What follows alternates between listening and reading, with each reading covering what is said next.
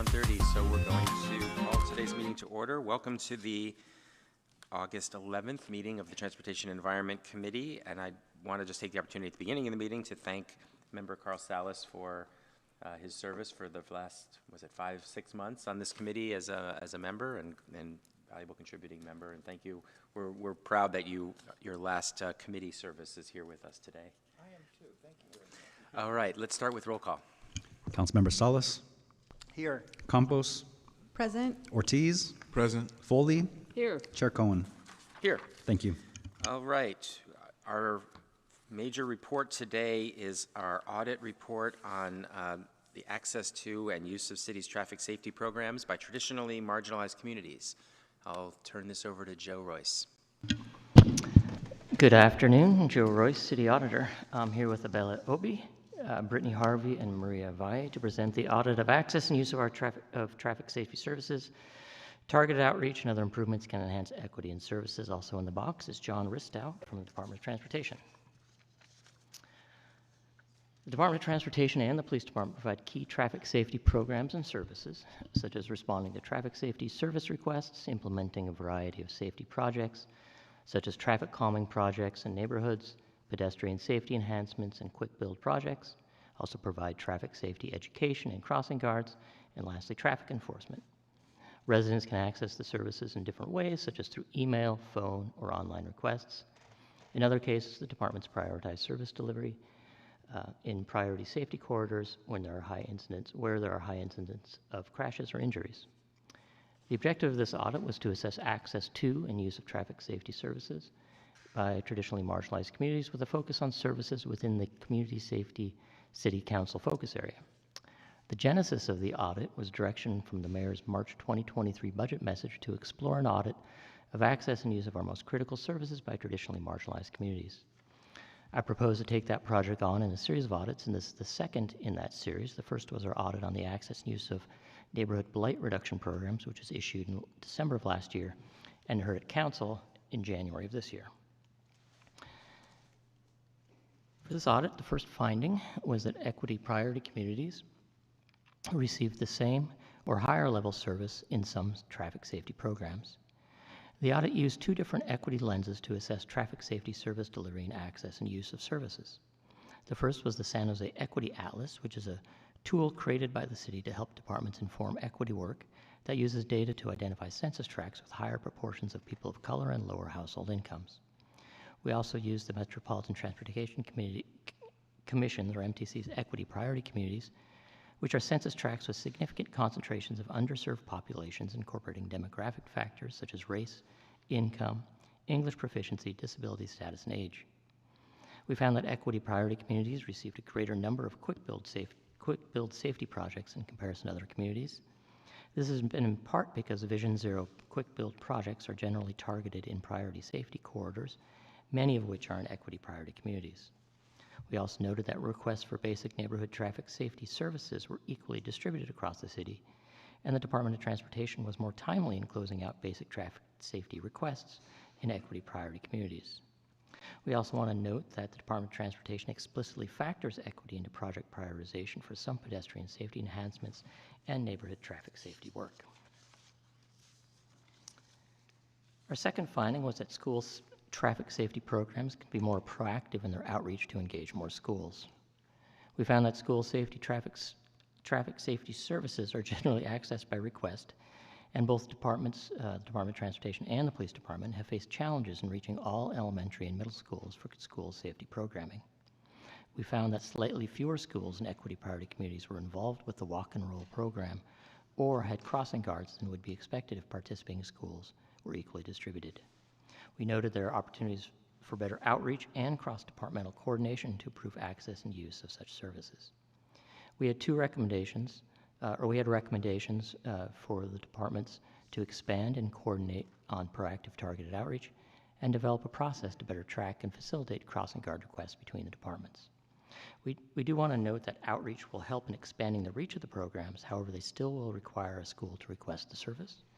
Also, even if a school requests crossing guards, they still need to meet safety criteria to qualify, and then they may only be placed on a wait list until crossing guard staffing resources become available. Our third finding, our last finding, is that translated and updated resources could enhance access to traffic safety services. We found that the Police Department's public online traffic enforcement request form is only in English. The Department of Transportation's Traffic Calming Toolkit, which is a resource intended to provide information to the public on how to access traffic calming improvements for their neighborhoods, is outdated and only in English. And lastly, phone trees that residents are directed to for traffic safety or enforcement services are not always translated in all the languages identified in the city's language equity policy and guidelines. So in this finding, we had recommendations for the police department to translate the online traffic enforcement request form, Department of Transportation updating and translating its traffic safety resources, including the traffic calming toolkit, and both departments should translate phone trees for accessing traffic safety services into the languages identified in the language equity policy and guidelines. Overall, we had 8 recommendations. We'd like to thank the Departments of Transportation and the Police Department for their time and insight, and I ask that you accept the report. In cross-reference the August 26th City Council meeting, we're happy to answer any questions, but first I'll turn it over to John for the administration's response. Thank you, Joe. John Risto, Director of Transportation. Fortunately, Chief Joseph couldn't be here, so I'll try to speak for him. Thanking the audit department and staff for actually a really good process that we went through to provide information in terms of all the different services and programs and projects that both police department and DOT do in terms of equity analysis and implementation throughout the city. The process was actually very informative, helped us to learn a lot about both departments as well, and thank you for the great report. We're ready to implement all those recommendations that are included in the report. Thank you, Joe. Great. Thank you so much for the report, and thank you for the response. Glad to hear that everyone's working together well on this and that we're ready to move some of these recommendations forward. I think we have some public comment. Let's move on to public comment. Jordan, please make your way to the podium.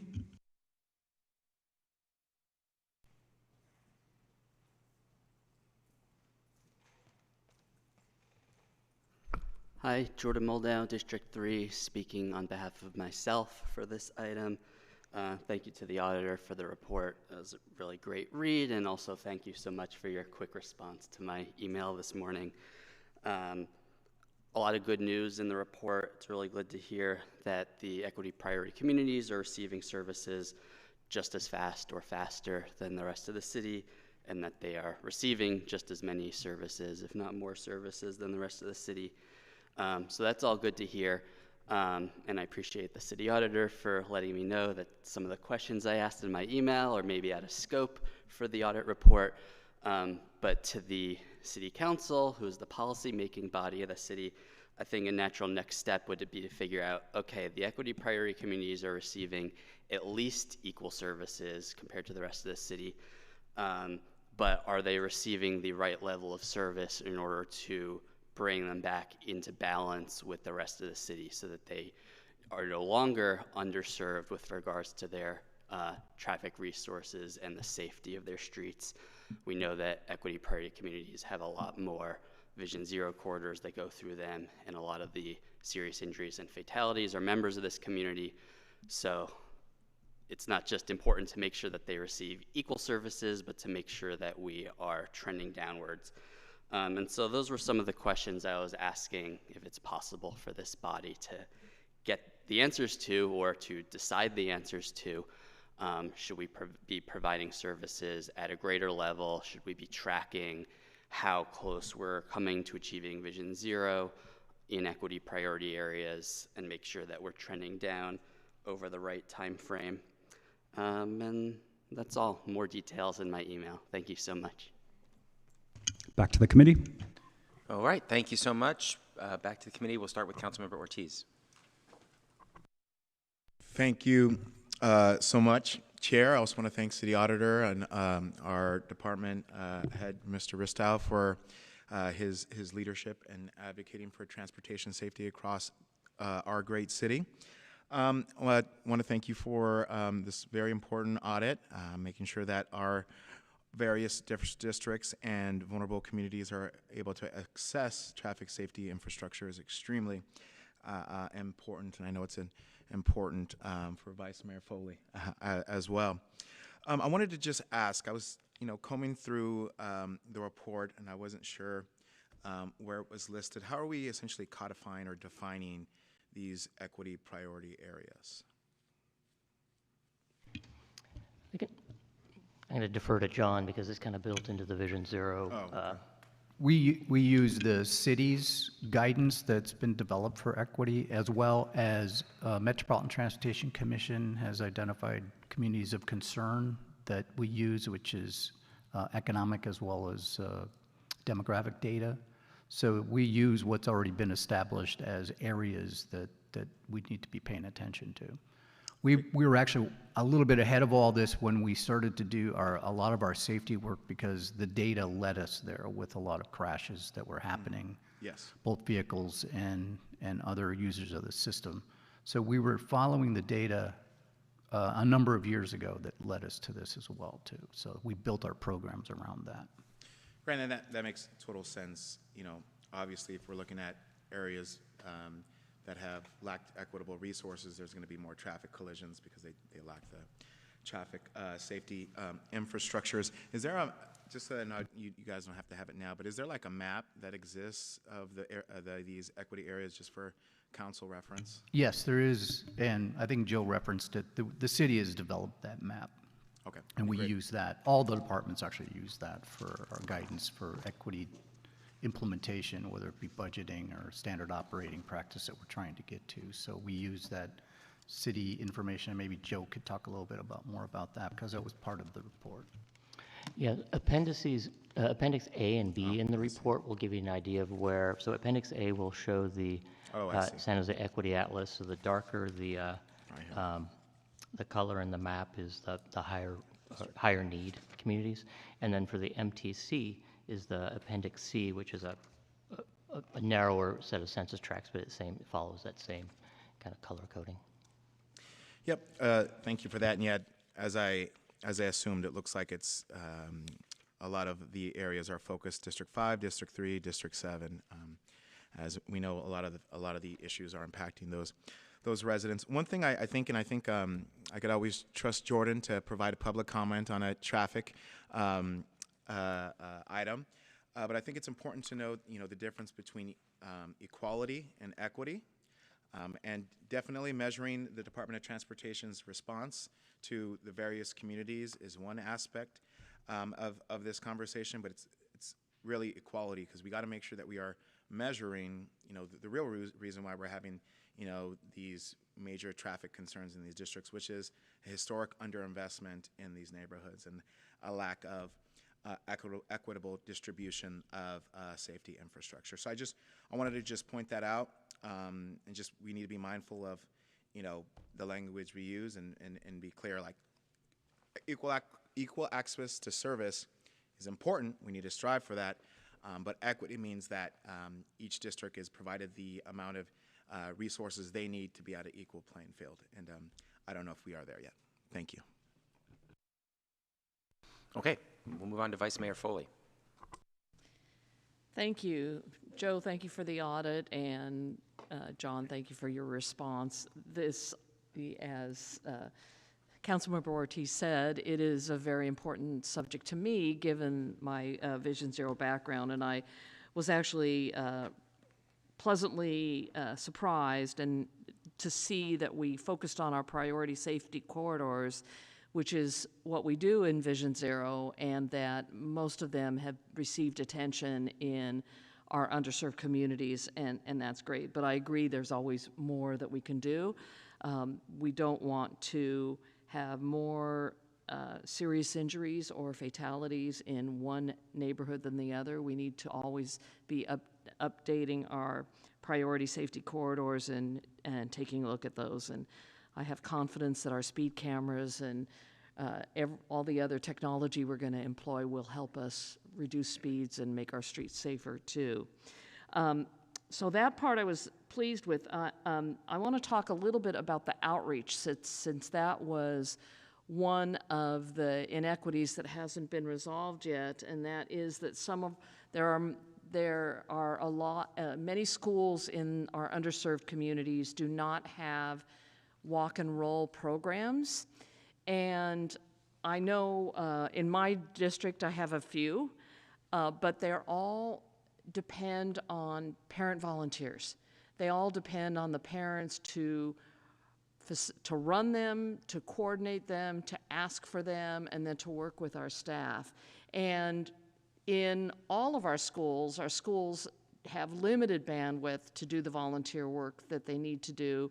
One, to just provide the programs they need to as an enrichment for their schools, but then to do anything beyond that. So what are we doing? How will we be reaching out to these schools to either assist them, notify them of the programs, help make it easy for them to be involved in the walk and roll? The crossing guards are a totally different issue because that really relates to the intersection qualifying for crossing guards, and then we have to be mindful of how we're going to get the word out to have those intersections monitored and controlled by crossing guards. But specifically, how are we going to do the outreach for the walk and roll? Very good question. Thank you, John Risto, again. And your first opening description was very good, and it's actually part of the report, is that what we identified, we try to contact and be engaged with every school, but you pointed out correctly that they are limited in resources and or desire to put those. It's a difficult thing to get a lot of volunteers to actually work with us on that.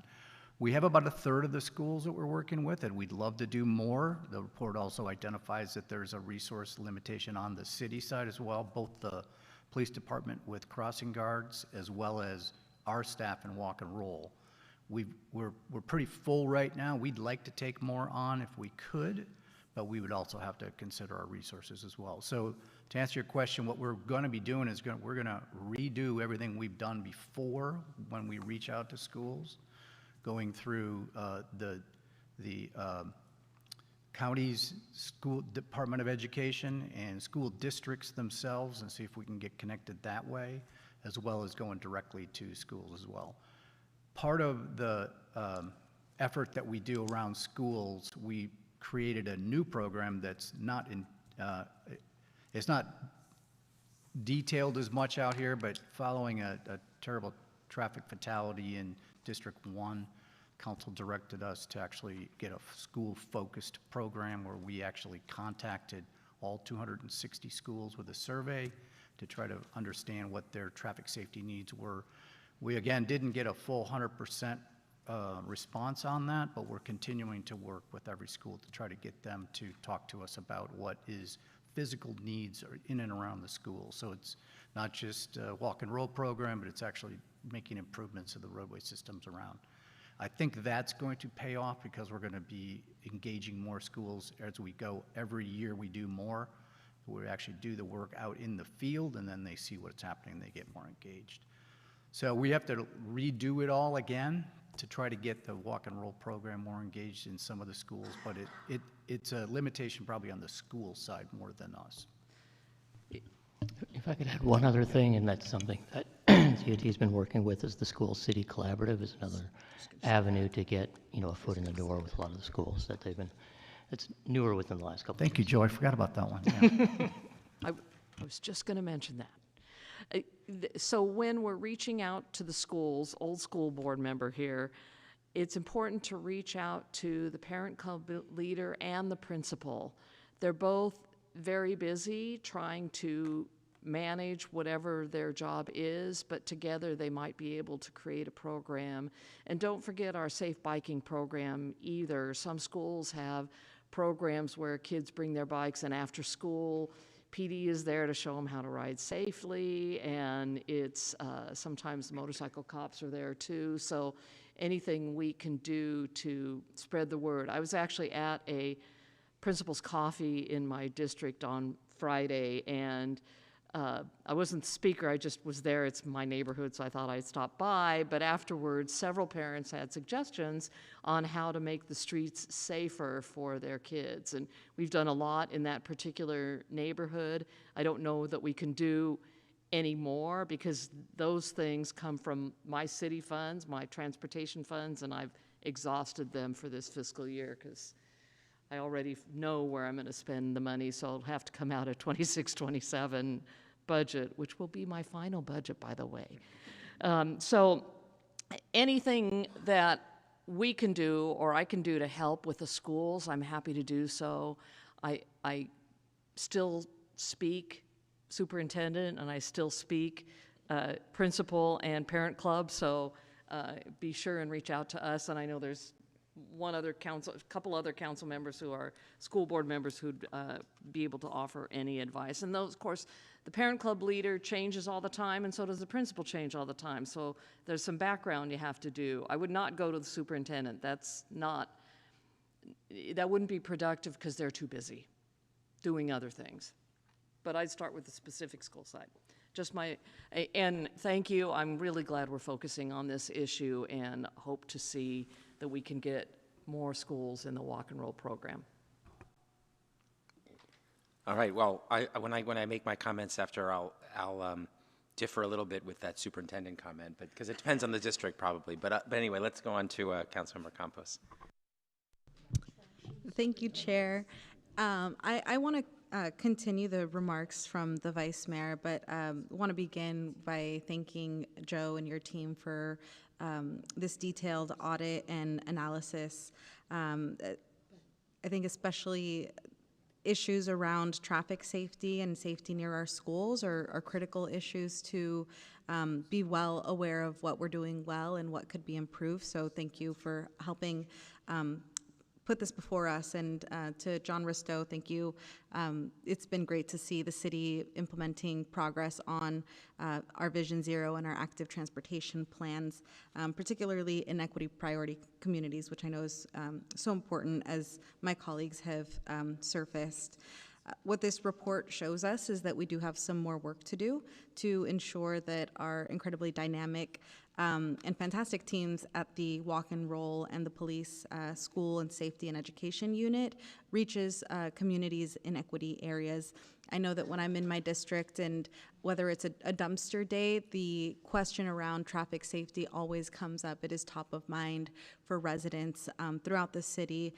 But I do find that it's particularly in our equity priority communities where it's much more of a concern. And so, with that, I do have a couple of questions for staff, beginning with DOT.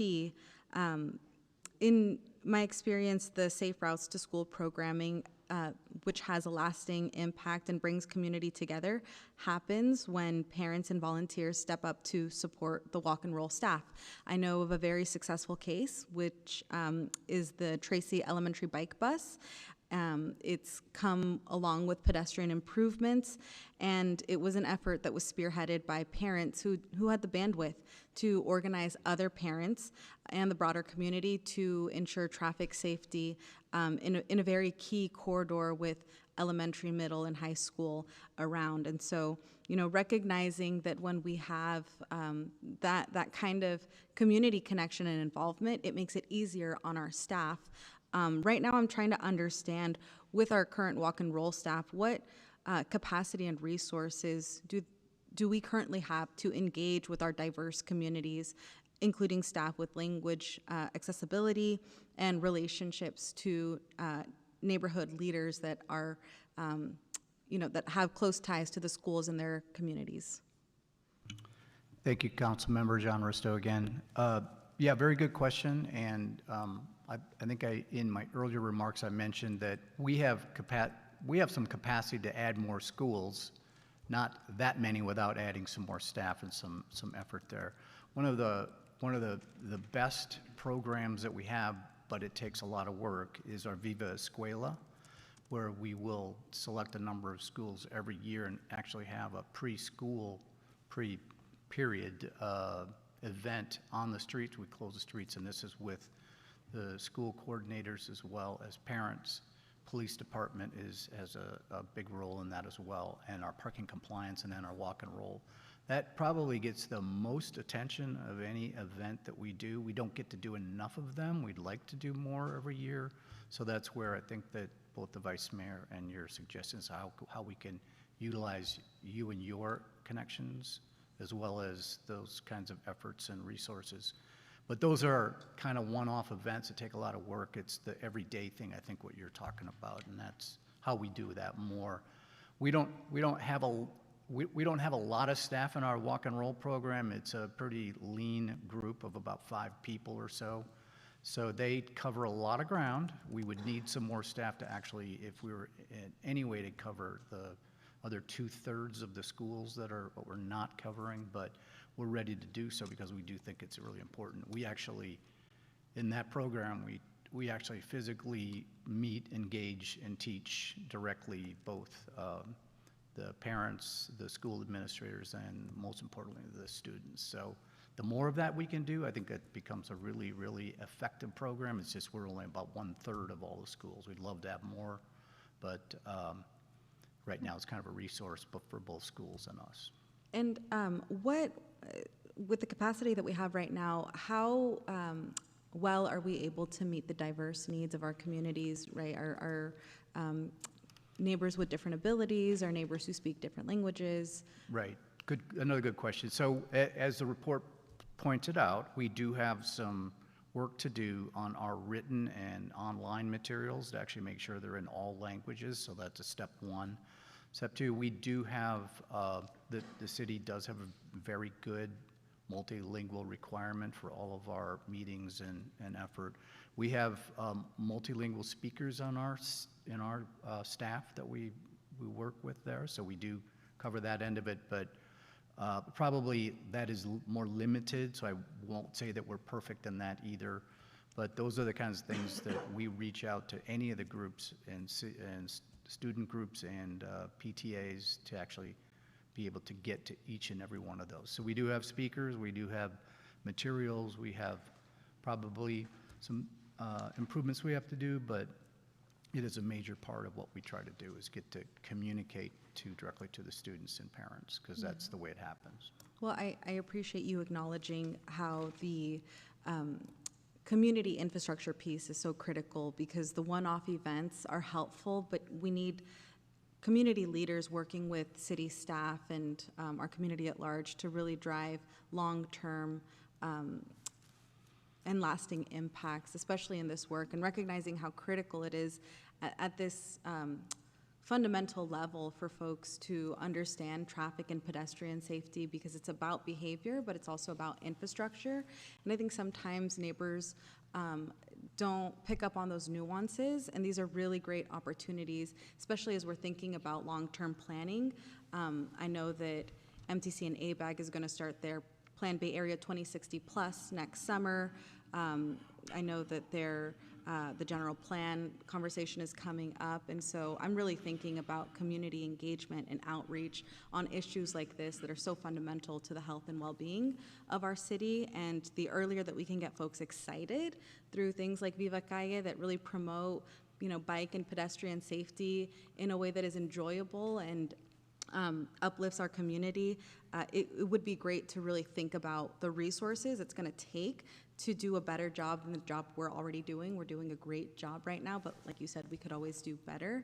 And I think really to engage all members of our community, it's something that's really important that, for me, that we keep talking about how we can improve this level of service to our community. I did have one more question for SJPD regarding the student safety patrol and the student ballet programs, which I want to express my strong support for this, because it's a program that not only enhances pedestrian safety, but it also provides a valuable opportunity for older students to develop leadership skills and serve as a positive role model for younger peers. So with this in mind, what are the plans for expanding these programs to more schools in the equity areas? If there's someone from PD or... I don't think we have anybody from PD, so we'll take that down and make sure that they get back to you on that. Okay. And as a follow-up to that, whether it would be possible to tap the young people in the San Jose Cadet Program to inform them of this opportunity to stay involved with the city.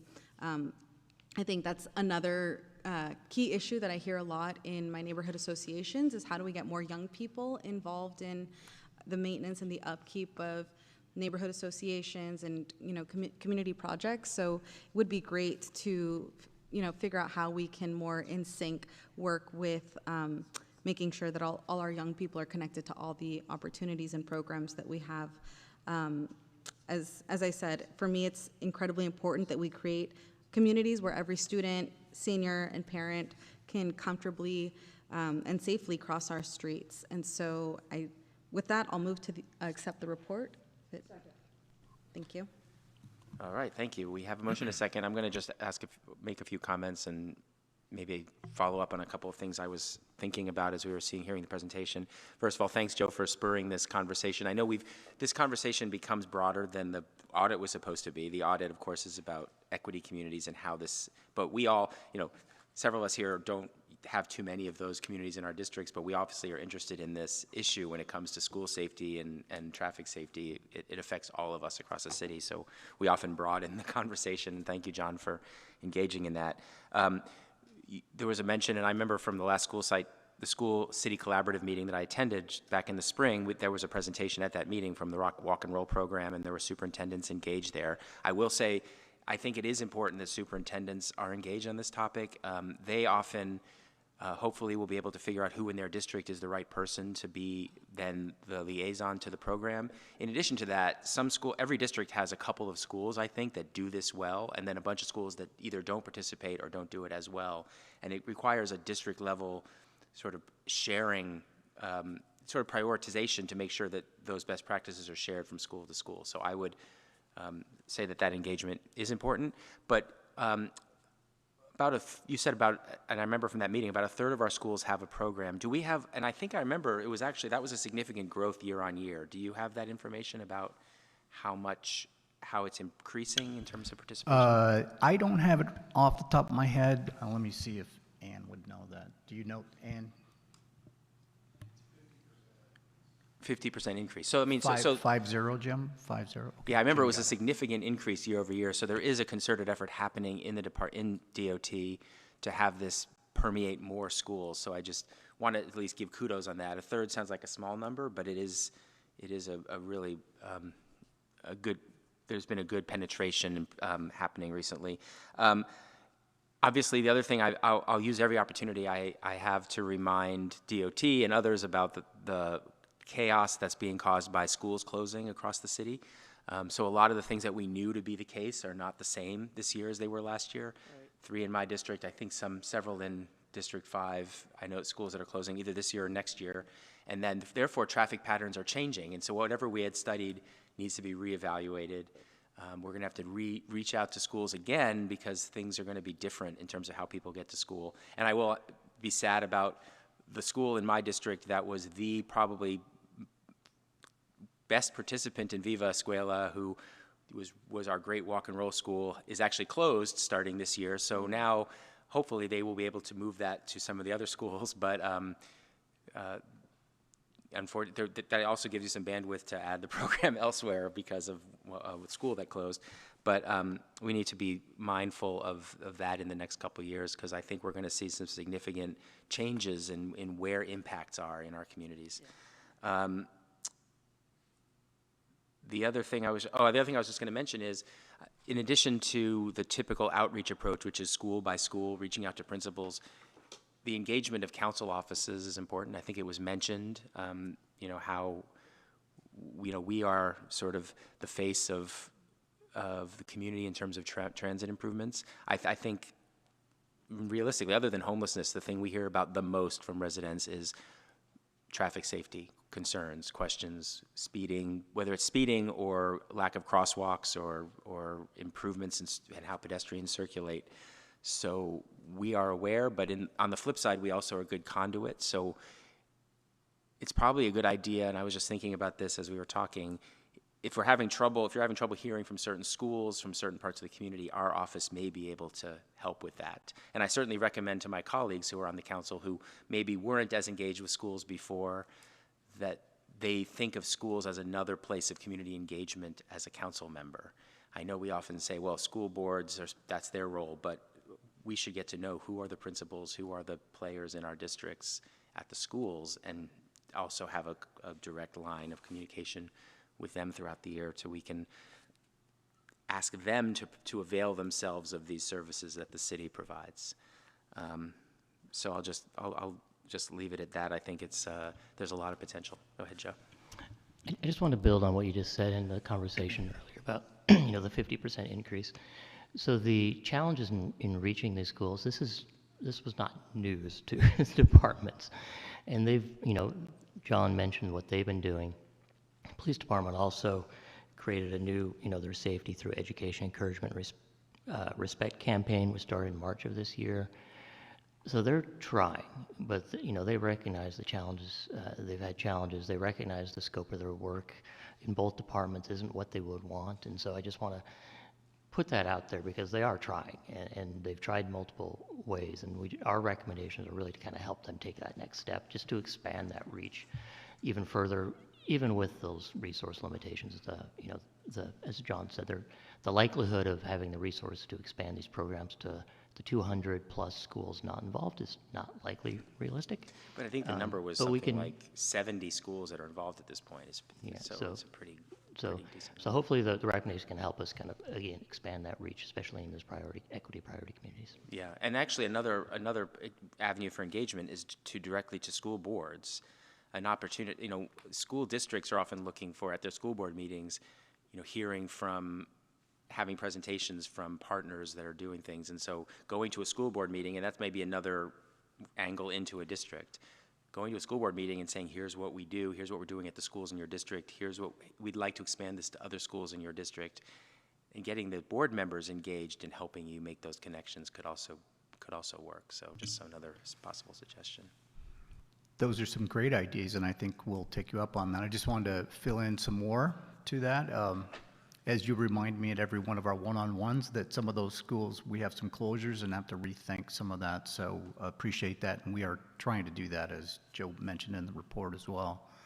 There's an area that I also think it'd be great for City Council or staff to get more involved in. That's our International Walk to School Day. We're always looking for volunteers from Council and Mayor's office to actually visit, and we will set you up at the schools that are participating in that program, and it's another great one that gets a lot of attention. So we'll be looking to reach out to each and every council district again for those. And yeah, as Joe mentioned, we're trying to engage more, but I think we just heard some really good suggestions on how to engage in different ways that we probably maybe need to investigate more for us. So thank you for that. Yeah, thank you for giving some additional color to that. And it's a good reason to get up early in the morning to participate in these walk and roll programs. I'm looking forward to. I have scheduled 2 different crossings to be out with crossing guards this year, and I'm glad the police department is now engaging our offices in understanding how that works and actually shadowing the crossing guards in the morning. So I know I'll be doing that twice in the next month or so.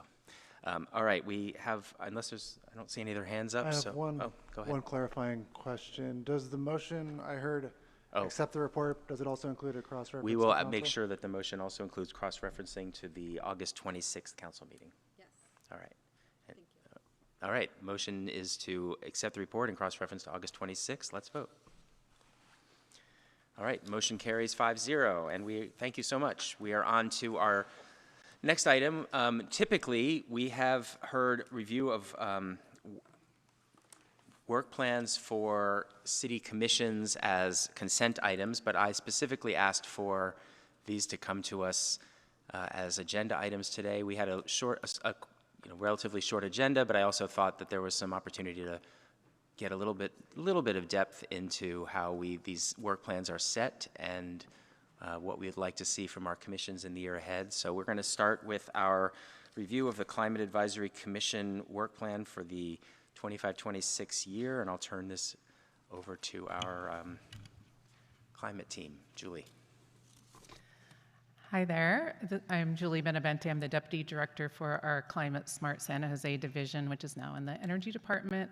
I'm joined today, Zach Strick is here as the Assistant Director from the Energy Department, and also I'm joined by Ann Ballas, who is our Supervising Environmental Services Specialist, and our fantastic lead for the Climate Advisory Commission.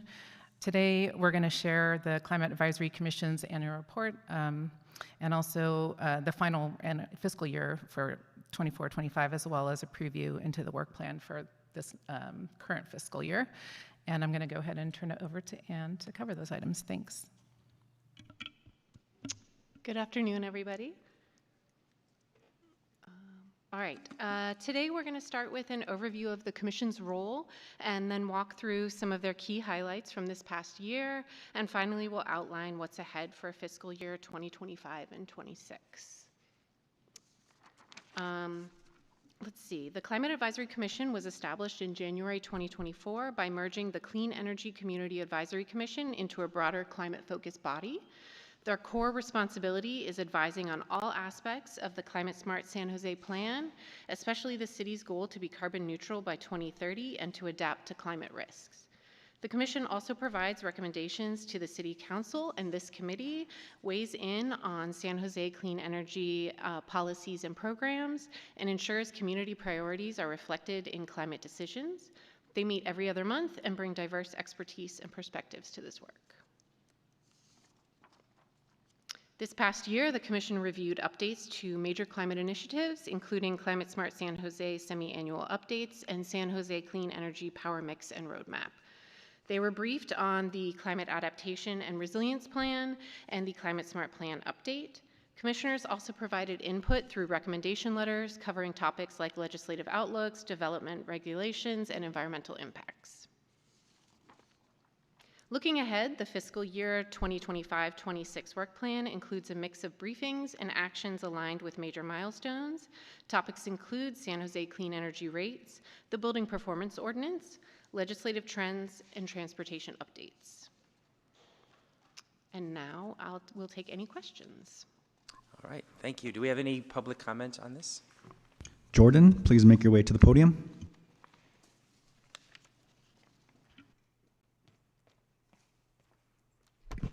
Jordan Moldow. For this item, I come to you representing the Bicycle Pedestrian Advisory Committee.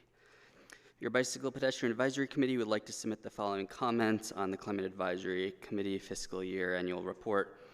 The City of San Jose Bicycle Pedestrian Advisory Committee affirms its strong support for the Climate Advisory Committee recommendations. These key transportation and mobility initiatives directly align with our Climate Smart San Jose goals and our city's broader commitment to environmental sustainability, equity, and resilience. We recognize and commend the efforts made through the Better Bike Plan 2025, Move San Jose, and the Emerging Mobility Action Plan, each of which serves as a cornerstone in our transition towards a low-carbon, multimodal transportation system. Together, these initiatives form a cohesive, forward-thinking framework to reduce transportation emissions, the largest source of greenhouse gases in San Jose, while improving quality of life and expanding mobility options for all residents. We encourage the city to fund these initiatives to meet our climate goals.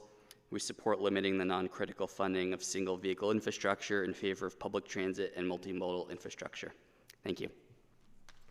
Back to the committee.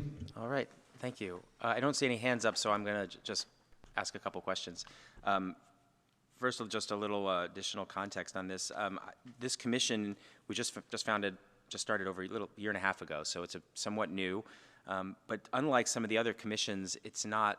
It's structured with membership that has technical expertise that is supposed to be there to help provide input to our decision making as a city, and so it's a little different than the sort of council district based membership where they're bringing in concerns from their community. They're supposed to also be people who are helpful to us as we make tough decisions as a council as to how we're going to achieve our 2030 goal.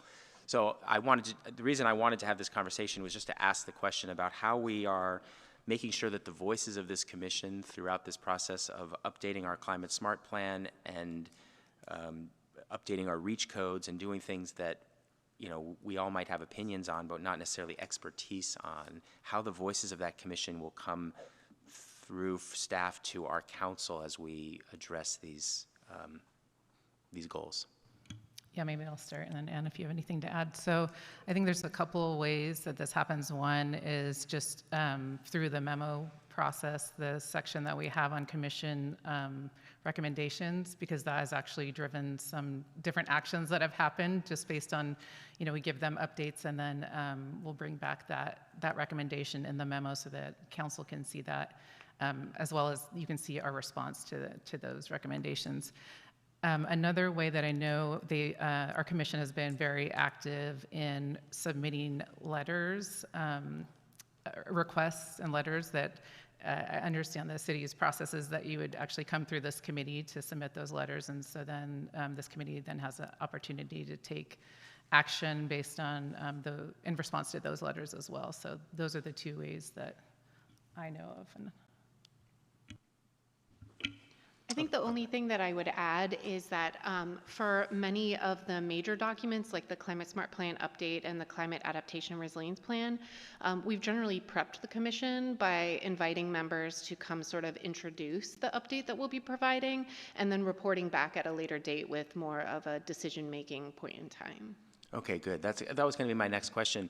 You know, as for example, the clean energy programs are developed, or a REACH code, it seems to me that there could be multiple points at which the commission gives input to the process. A typical commission would have something brought from staff that has already been kind of baked and then comes for some final input or final tweaks. Whereas in this case, it seems to me that an early agenda item where you say, here's what we're thinking as far as climate plans, hey, you're experts, can you tell us what we might be missing? And then a second follow-up with that commission later with, oh, we've taken your input and we've tweaked it in this way, before it comes then to T&E, and the council might actually take advantage of that expertise a little more. So I'm just, as I was looking at the work plan, I was just wondering, are there times in the process where there can be multiple cracks at some of these policies? yeah, and I think the Climate Adaptation and Resiliency Plan is a really good example of this, where we brought it early on to the commission in last fiscal year to say, here's the plan, here's the timing, here's our outreach that we're planning, is there anything missing, like you said? And then we are bringing it back again this fiscal year to say, here's kind of where it's developed. Obviously, there's a lot of balancing that has to happen with initiatives, depending on the timing, and also because this commission is every other month, plus you have the timing of council memos. So there's definitely a lot of balancing that we have to do to figure out when we can bring it early enough. But I think we've done a pretty good job of being able to do that in the work plans, and we really think about that timing and being able to get in front, even if it's sometimes has to be a couple of months before we're bringing to council, so not maybe an opportune time, but we are able to then say, okay, here's where we're at, and get input in multiple places. Okay, great. I see that Councilmember Salas has requested to speak, so Councilmember Salas. Thank you. I just wanted to, of course, thanks for everything you do, and thanks for these reports. I wanted to make the comment, I don't know if you went to the Jazz Fest on Friday night to hear Common. Did anybody do that? So, I don't know if you know this, but we only have, this is a little esoteric, but we only have single-phase power at Chavez Park, and Common requires three-phase power. So they had to run a generator for 5 hours during the before and after. It takes 70 gallons of gasoline or diesel fuel to right there behind the stage running. And my bigger point is that there are so many food trucks, and in our parks, most of the events we have bring in generators because you can't access the panels very easy. And even at Chavez Park, that's not the kind of power we need. And I think sometimes we overlook some of those smaller things because they're so distributed everywhere, but it makes a major impact on our climate, especially burning diesel in what wants to be a very, very clean city. I just wanted to make that comment if you could consider that going forward, all of these point sources of diesel and gasoline, hundreds, probably thousands. And Zachary, I've been terrorizing him in the background about that, so he's aware of some of the issues in the parks, just accessing the panels. It's so expensive to access the panels that they have to bring in generators, and it's just a bit of low-hanging fruit that, since we aren't counting, no one notices. Just a comment. Yeah, thank you for that input. Was there anybody want to comment on that? No, not at this point, but that was good input. Thank you. Just one last thing I was going to say. I think it would also be helpful for us as a council as we hear on these policies to also, I know we get letters from the commission, but commission participation at the council meetings, for example, or at this committee, if maybe it's good feedback for them, I think, to let them know that we'd love to see somebody, even here today, telling us what they would like to see on their work plan as we're talking about it at the committee meeting. All right, is there a motion to accept the work plan? Move approval. Second. All right, we have a motion and a second. Let's vote.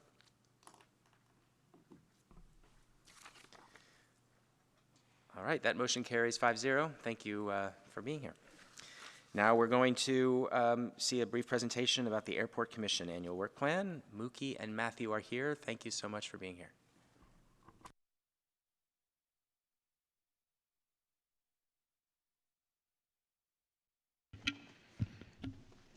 Thank you, Committee Chair Cohen and committee members. My name is Mookie Patel. I'm the Director of Aviation. We too have a very short presentation today to go over our committee work plan for the Airport Advisory Commission. First slide. This is what we basically accomplished this last year, FY 24-25. We had about 4 regular meetings. We had 1 special meeting covering about 8 different topics, everything from airport administration, marketing, air service, financial rates and charges, items that come to the commission that are noteworthy, that actually have impact on strategic activities that are happening under my leadership. So the airport connector was one of them, big capital projects that we've either delayed or put on hold. We want them to be aware and engaging on these types of things, moving our cell phone lot, various different activities. And so 8 different activities, 8 different key milestones that were accomplished this past year through those 5 meetings. Our work plan typically the goals focus on items that are important to the staff priorities. It helps the commission understand the airport operations and how those functions parlay into our staff priorities. The work plan also assists the commission carrying out in its advisory role and their responsibility. So we want them to be good community advocates as they advise the airport team on different outcomes. And then they also definitely have input into how we develop different initiatives and how we work as a team. We love to get their input on those kinds of things, and especially on how we allocate staff resources. Oop, did I go too far? So this coming year, our work plan for FY 25-26 consists of 4 key meetings, and again, we will have special meetings if necessary. On this cadence that we've already worked with our commission on, the first meeting here in August, which actually is tonight, we will walk them through our capital projects briefing. So all of our capital projects have a mixture of airport operating cash, grant funds. We'll walk them through the expenditures. It's really key for them to understand how disadvantaged business enterprise organizations work within the airport, especially on grant projects. And so we like to share that information of how our capital projects actually go downstream into our community. In November, we'll talk about all the planning and the preparation for Super Bowl, FIFA, and we'll give them a really solid marketing update. In February, it'll focus on air service. Mark Keel is our air service development manager. He typically has about 300 contacts throughout the year, either in-person meetings, online, on the phone, with different airlines. And so we like to give our advisory commissioners kind of an update of where the industry is going in terms of seat capacity, passenger volumes, new airlines, or lack thereof, as the industry keeps consolidating. So that'll happen in February. And then in May, it's on the typical cadence of our budget process. So as we take our rates and charges budget to the airlines, we also bring it to the advisory commission, so they're aware of how our rates and charges are the money's being spent. We also do our airport concessions and disadvantaged business enterprise triennial goal setting, which is an FAA mandate. We also do the annual report and the work plan again for the following year. So it's on a pretty good clip, and it's on a pretty good consistent basis. Reoccurring items that generally come up either in my presentations, or we will agendize them as things are going through the state assembly. If there's rules, regulations, carbon emission rules, the folks up in Sacramento love to add different political challenges for the airport environment, so we'll bring those things up. We'll talk about local noise ordinances and noise issues. And then other items that generally show up is items of interest for the community that will be coming to council. sustainability updates on what we're doing with our sustainability plan, regulatory issues, those types of issues. And so that's how we've kind of engaged our Airport Advisory Commission. And I'd be happy to take some questions. All right, thank you. I think we had at least one member of the public with a request to speak. Oh, no public. No requests. Okay. All right, thank you so much. Back to the committee. Any comments? Looks like we have no hands raised. Move for approval. All right, I miss you all. It's it was great to serve on the commission for a while. And if you haven't had a time to sit through a presentation on the noise complaints, then I encourage you all to do that. All right, we have a motion and a second. Let's vote. All right, that motion carries 5-0, and we will move on. Thank you for coming and presenting, and we will move on to our open forum. We have 2 requests to speak. Jordan and Ken, please make your way down to the podium.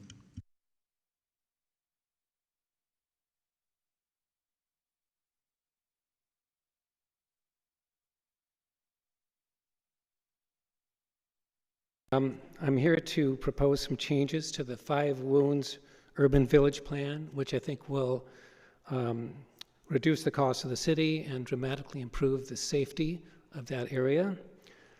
First, I recommend replacing traffic signals at East Julian Street intersection with 28th Street and the US 101 on-off ramps with modern roundabouts. These roundabouts will reduce injury crashes by up to 70%, improve traffic flow, and lower long-term maintenance costs for the city. I also propose a Michigan left at 27th Street, where northbound drivers will be prohibited from turning left onto Julian. Instead, they will use the roundabout at 28th Street to complete the movement. This eliminates high-risk turns, left turns, conflicts, and simplifies intersection geometry. Importantly, I recommend replacing a traffic signal at 28th Street. Recommend placing a traffic signal at 28th Street, not 27th Street, as in the current plans. The 26th Street intersection is 4-legged, better balanced and more suitable for signal coordination and pedestrian crossings. The 27th Street intersection is 3-legged and less efficient for signal phasing and safety. I defined a core area within the urban village bounded by East Julian, the 5 Wounds Trail, 5 Wounds Lane, and Highway 101. Within this core, we propose relocating the planned BART station towards the center of the property. This improves pedestrian access, supports transit-oriented development, and activates the public domain. To support circulation, I introduce a single-lane connector road forming a U-shape with 28th Street as the 4th leg. This road connects to roundabout. Thank you. Next speaker. Jordan Moldow, District 3. First of all, thank you, Councilmember Salas, for your service, and welcome to Councilmember-elect Tordios. For my main comments, I already gave these comments at Rules back in June, but I wanted to repeat them for the sake of the rest of the committee. When I was looking at the committee work plans for this coming fiscal year, I noticed that there's a big difference between T&E's work plan and the other major council commissions, which is that all the rest of them have agenda items that are called City Council Focus Area Status Reports, where they will receive presentations on outcome measures, performance measures, and major activities related to a particular City Council focus area. I believe that outcome measures and performance measures should be just as important for T&E as they are for the other 3 committees, so it's a shame not to see the same on the T&E work plan. In the short term, I hope that maybe this can be remedied through the items that are already on the work plan. You have a Vision Zero item coming up in October. Perhaps in that agenda item, the staff can present on transportation-related and Vision Zero adjacent aspects of the increasing community safety focus area, and also on emergency service outcome measures. And then in your Move San Jose Plan annual report, if staff could provide attachments that include the outcome measures that are related to vibrant downtown and affordable housing, since those two topics are deeply entwined with Move San Jose. In the medium term, when council next revisits its focus areas, I hope that there can be a defined focus area that encompasses Vision Zero and is overseen by T&E, just like how the other committees also have at least one council focus area that they observe. And perhaps we can find a way to have a more forward-looking, climate-based council focus area in the future as well. Thank you. Back to the committee. All right, thank you. We are adjourned at 2:30 p.m.